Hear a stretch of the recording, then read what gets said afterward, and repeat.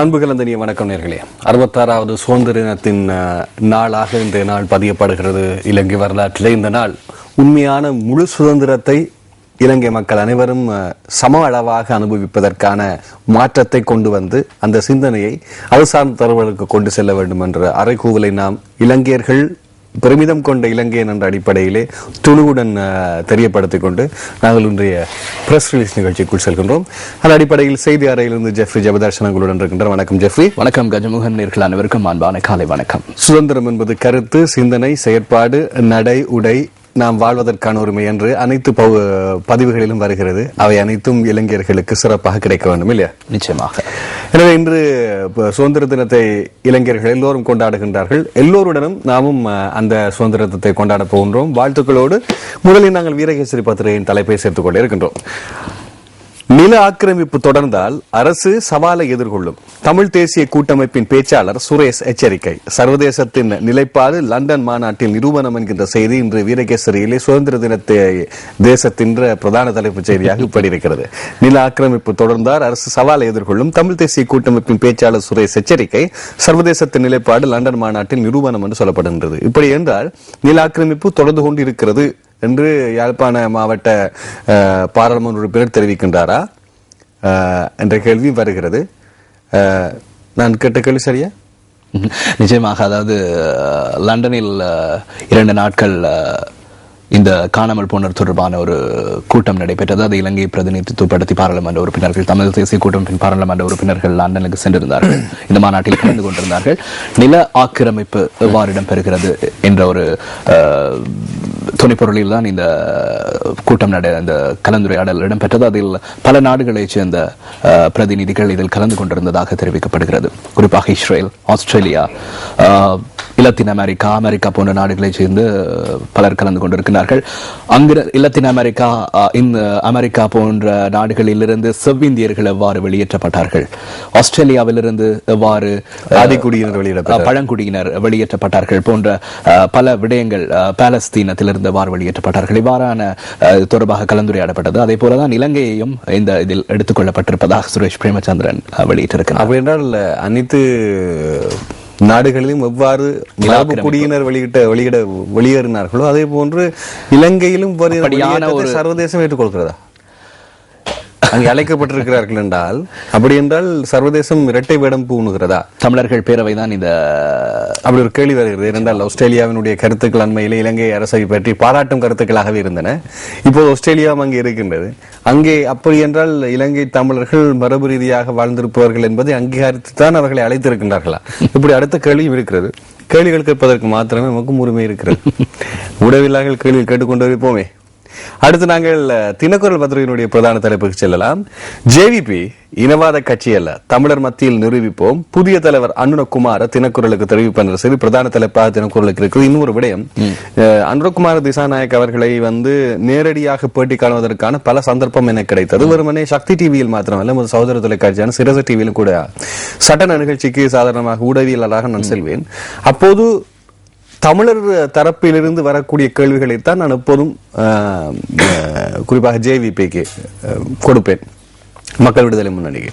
அனுரகுமார திசாநாயக் அவர்கள் எப்போதும் புன்முறுவலோடு சரியான தகவல்களை தந்து கொண்டிருப்பார். அங்கு யாரை கண்டாலும் அவர்கள் கொடுக்க வேண்டிய மரியாதையும், அந்த 2 இனத்தவர்களுக்கு இடையிலே எந்த ஒரு விட்டுக் கொடுப்பும் இல்லாமல் நடுநிலைமையாக செயற்படக்கூடிய ஒருவராக நான் கணித்திருக்கின்றேன். எதிர்காலம் எப்படி சொல்கிறது என்று தெரியவில்லை. ஆனால் அவர் தனது கட்சியினுடைய தலைமை பதவி ஏற்ற உடனேயே முதல் சொன்ன கருத்து இப்படி இருக்கிறது. அடுத்து சோமவாங் சமரசிங்க முன்னாள் தலைவர் அவர்களையும் நாங்கள் பாராட்ட வேண்டும். குறிப்பாக மற்ற கட்சிகளை போன்ற அல்ல, தன்னுடைய காலம் முடிவடைந்ததும் அவர் மிகவும் சூட்சமமாக ஒரு சிறப்பான எதிர்காலத்துக்கு கொடுத்திருக்கிறார். நல்ல ஒரு தெரிவும் கூட. அது நான் நினைக்கின்றேன் ஜேவிபியினுடைய ஏனைய அங்கத்தவர்களுக்கும் அது செல்ல வேண்டும். ஏனென்றால் அவர்களுடைய ஒன்றித்த தெரிவு இல்லாமல் அனுரகுமார் திசாநாயக்க தெரிவு செய்யப்பட இயலாது. ஒரு விதத்தில் இவருக்கு முன்னால், இவருக்கு மேலதிகமாக இருந்த, இவரை விட அதிக அனுபவசாலிகளாக கொண்டவர்கள் பலர் இப்போது வேறு கட்சிகளை ஆரம்பித்து விட்டார்கள். அவர்கள் குறிப்பாக மக்கள் விடுதலை முன்னணி வெளியேறியது உண்மையிலே ஒரு நல்ல தலைவனை தேர்ந்தெடுப்பதற்கு உதவி இருக்கிறது சொல்லலாம். நிச்சயமாக இப்போது அவர்கள் யோசிக்க கூடும். இது தினக்குரல் பத்திரிகையினுடைய செய்தி. அடுத்து தினகரன் பத்திரிகையினுடைய பிரதான தலைப்பு, கேகாலையில் தேசிய வைபவம், ஜனாதிபதி தலைமை, நகர் விழாக்கோலம், 66வது சுதந்திர தினம், 1000க்கும் அதிக போலீசார் கடமையில், விசேட போக்குவரத்து ஏற்பாடுகள், அணிவகுப்பு மரியாதையில் 3025 படை வீரர்கள் பங்கேற்பு, உள்நாட்டு வெளிநாட்டு ராஜதந்திரிகள் உட்பட 3000 பேருக்கு விசேட அழைப்பு. கடந்த ஞாயிற்றுக்கிழமை கண்டிக்கு ஒரு திருமண வீட்டுக்காக சென்றது பொழுது கேகாரை நகரை நான் கடக்க வேண்டிய தேவை. மிக அருகாமையிலேயே அணிவகுப்பு மரியாதையினுடைய ஒத்திகையை பார்ப்பதற்கு வாய்ப்பு கிடைத்தது. மிகவும் அழகாக இருக்கிறது. அப்போதே நான் சொல்ல நினைத்தேன், விழாக்கோளம் பூணுதான் இருக்கிறது என்றால் எல்லா செயற்பாடுகளும் சிறப்பாக இருக்கிறது. இலங்கை என்ற தேசத்தினுடைய உண்மையின் புத்திரர்கள் நாங்கள். ஏனென்றால் இந்த நாட்டை விட்டு எந்த நாட்டுக்கு நாம் சென்றாலும் நாம் எப்படி அடையாளப்படுத்தப்படுவோம் தெரியுமா? ஸ்ரீலங்கன்.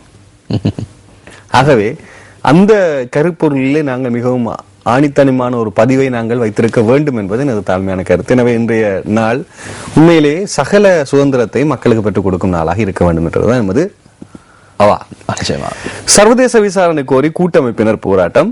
மன்னாரில் இவ்வாரம் அனைத்து தரப்புகளை திரட்டி களமிறக்க முடிவு என்கிற செய்தி பிரசுரமாக இருக்கிறது. சர்வதேச விசாரணை கோரி கூட்டமைப்பினர் போராட்டம்.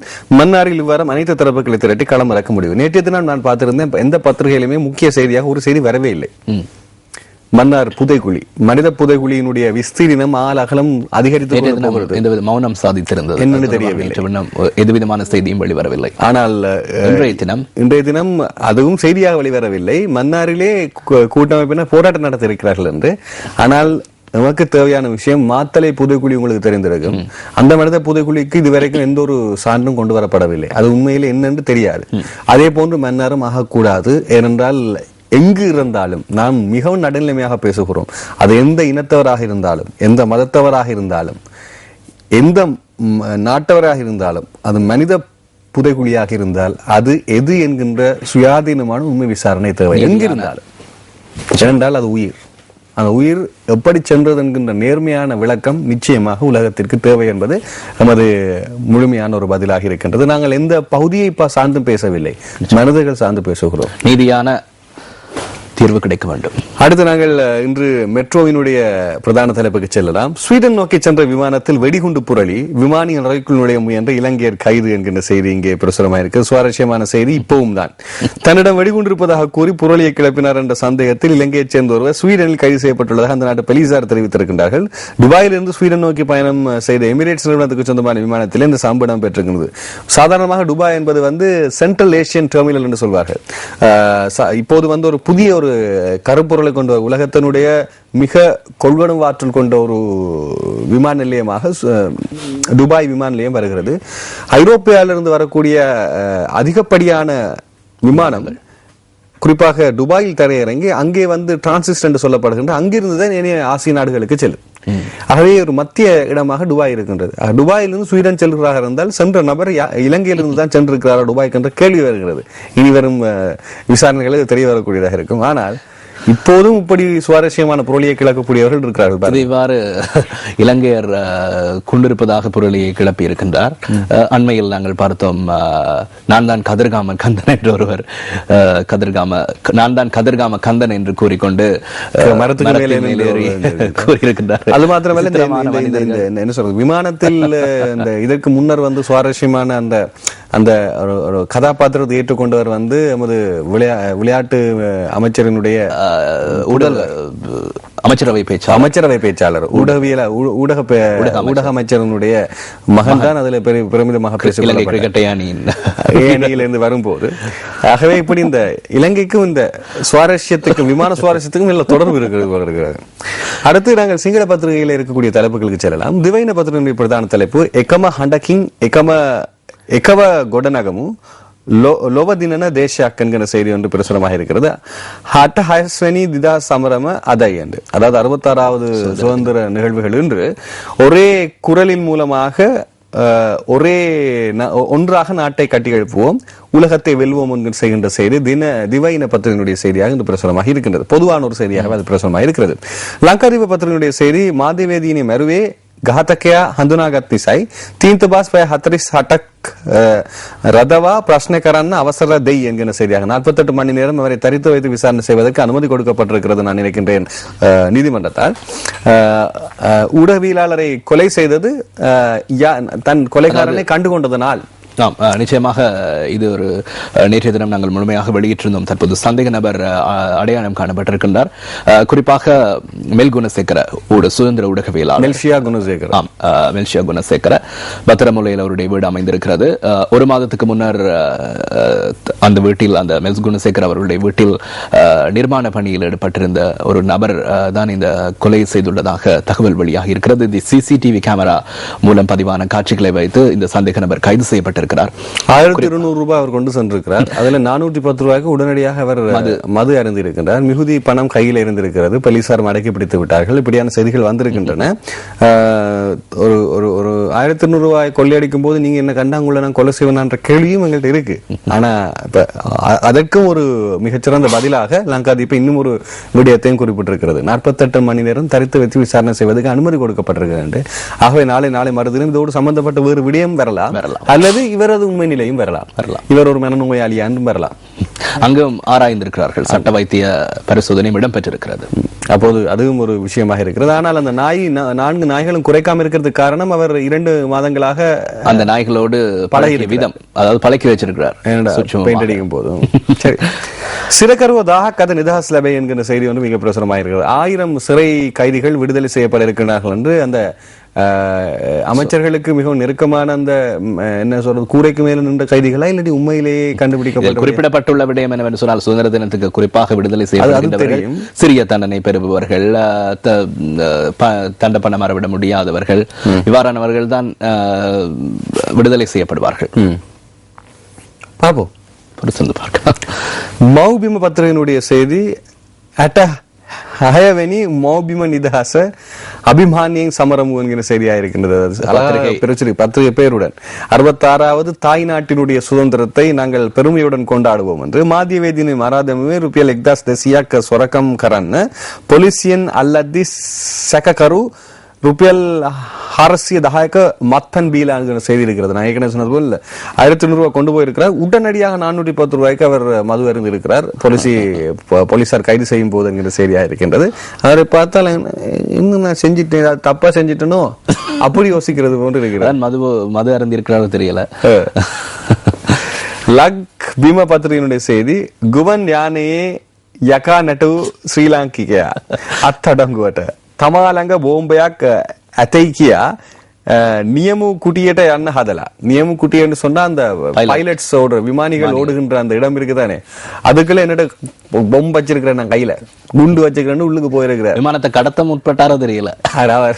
ஆனா அவர் என்ன மது போதையில இருந்திருக்கிறதா இன்னொரு சுவாரஸ்யமான செய்தி. இலங்கைக்கும் மதுவுக்கும் போதைக்கும் அதிகமான சம்பவங்கள் இப்போது உலகளாவிய ரீதியில் பெருமையாக பேசப்படுகின்றன. இன்று சுதந்திர தினத்திலே அவர் ஒரு கதாநாயகனாக மாறி இருக்கின்றார். நெகட்டிவா, அதாவது இப்போ சொல்ல மறைமுக கதாநாயகனாக பார்ப்போம். சந்தானே பிரதேசிய மந்திரி கினி தபாகென திவி நசாகனி என்கிற செய்தியாக இருக்கின்றது. எட்டியாந்தோட பிரதேச சபை உறுப்பினர் நேற்றைய தினம் தன்னைத்தானே தீமூட்டி கொண்டு உயிரிழந்திருக்கின்றார். 29 வயதான சிசரகுமார் என்பது குறிப்பிடத்தக்கது. அவர் கடன் தொல்லை காரணமாக, அதாவது அதிக கடன் காரணமாகவே தற்கொலை செய்து கொண்டுள்ளதாக போலீசார் குறிப்பிடுகின்றார்கள். லக்ஷ்மி பத்திரிகையினுடைய செய்தி அது. அதைத் தொடர்ந்து நாங்கள் லிவிர பத்திரிகையினுடைய செய்தி அத்தெம் ஔஷத ஆ பரீட்சணவள 15 ගුණයකට අධික මිලක් පෞද්ගලික රෝගවල ගිනි කන ரோகல்வல கினி கன பில் கெவே என்கின்ற ஹெலிவே என்கின்ற செய்தியாக இருக்கின்றது. சில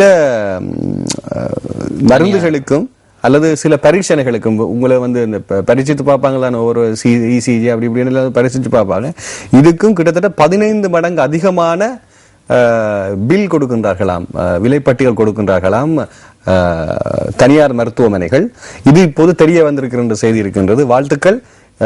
இலங்கை மக்கள் கஷ்டப்பட்டு கொண்டு போகும்போது அவர்கள் இன்னும் கஷ்டத்தில் ஆற்றக்கூடிய விடயம் ரமணா திரைப்படத்தில் நாங்கள் பார்த்திருக்கிறோம். அப்படியான விடயங்கள் இலங்கையில் நடைபெறுவது போல் இருக்குது. 15 மடங்குன்றது அதிகம். இப்போது அது கண்டுபிடிக்கப்பட்டிருக்கிறது என்பதால் இந்த சுதந்திர தினத்திலிருந்து சுதந்திரமான நோயாளர்கள் தனியார் மருத்துவமனைக்கு செல்வதற்கு வாய்ப்பு கிடைக்கும். ரிவிர பத்திரிகையினுடைய செய்தி அது. இன்று சிங்கள பத்திரிகைகள் கொண்டு வந்த செய்திகள் பாருங்கள். சிங்கள பத்திரிகைகளை